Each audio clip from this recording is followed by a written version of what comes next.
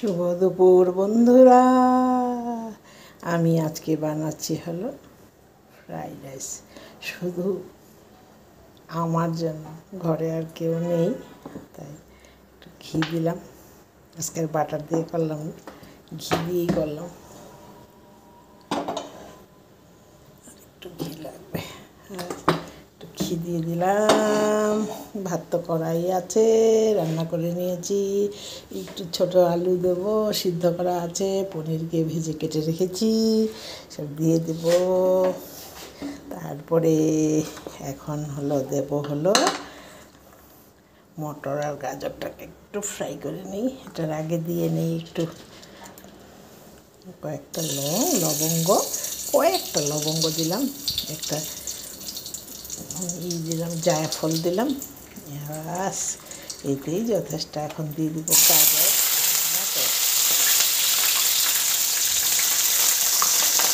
একটু ফ্রাই করে নিই,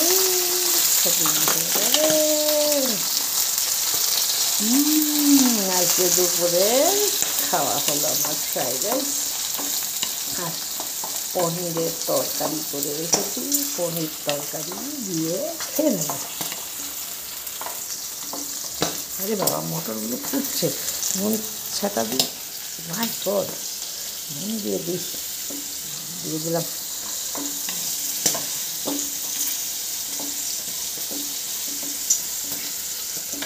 কাজুটাও দিয়ে দিই,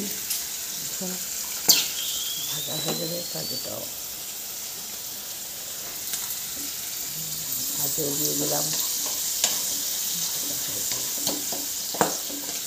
ছোটো ছোটো আলু সিদ্ধগুলো একটু দিয়ে দিই, এটাও ভাজা হয়ে যাবে। 4-5টা, এই একজনের খাওয়া তো, একটু খেতে, বেশি না। একজনের নাতিনের স্কুলে ক্লাস দেরি আছে, এখন করে রাখলে এগুলো ঠান্ডা হয়ে যাবে। মেয়েও কাজে চলে গেছে, বাড়িতে আমি একাই। আমি আমার জন্য একটু দুপুরের খাওয়া বানিয়ে নিচ্ছি। এগুলো ভাজা হয়ে গেছে, গাজর মটর ভাজা হয়ে গেছে। এখন পনিরটাও ভাজা ছিল, এটাও দিয়ে দিলাম। পনিরটাকে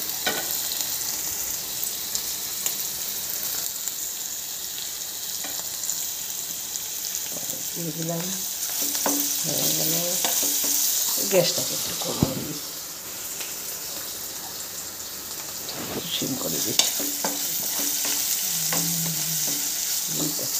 হয়ে যাচ্ছে। দিয়ে দেবো ভাত,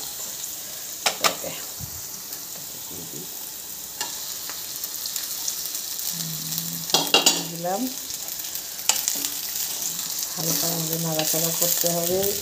এখন বেশি জোরে নাড়াচাড়া করলে ভাতটা নষ্ট হয়ে যাবে। নাড়াচাড়া না করে একটু ঝাঁকিয়ে দেওয়াটাই মঙ্গল। এই তো হয়ে গেল ফ্রাইড রাইস। এখন দিয়ে দেবো এখানে, আমি এলাচ দিলাম না, আমি একটু সুগন্ধের জন্য দেবো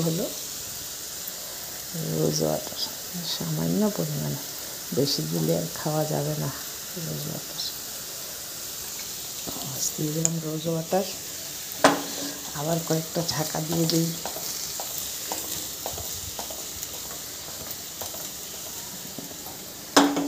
হয়ে গেল। এখন দেবো কেওড়া জল। বোতলটা টাইট হয়ে লেগে আছে। এখন দিচ্ছি এই যে কেওড়া জল। আগে দিয়েছিলাম রোজ ওয়াটার, এখন দিচ্ছি কয়েক ড্রপ। এটাও কয়েক ড্রপ দিতে হবে, এটা তারও বেশি কড়া গন্ধ।